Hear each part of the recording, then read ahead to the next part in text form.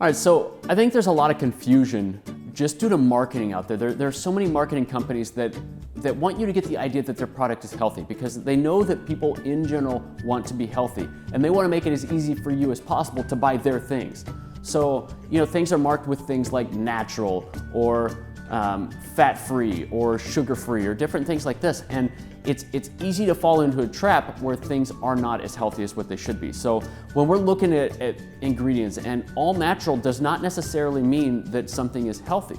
It just means that it's natural ingredients. And I mean, there are a lot of things out there that you can think of that are natural, but they are not something that you would want to eat. Same thing goes for like low fat.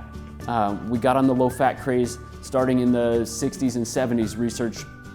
Minimal research came out that actually pushed us in that direction. But most of the time when they make the low fat products, they put more sugar in there to increase the flavor and gets you the attachment to the food, I guess, for lack of better terms. So the better it tastes, the more likely you are to buy more, right? So they make up for that less fat by adding sugar to it. And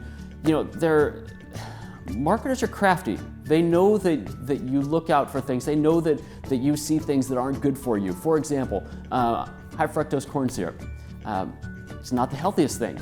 And they've taken different names for that. High energy corn syrup.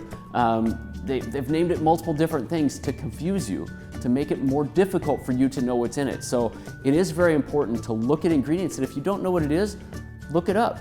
It can be very, very difficult for somebody with allergies or limitations to kind of get an idea of what is actually in a food unless they're actually willing to look at the label and take a little bit to analyze it. But if you have any questions, skip it.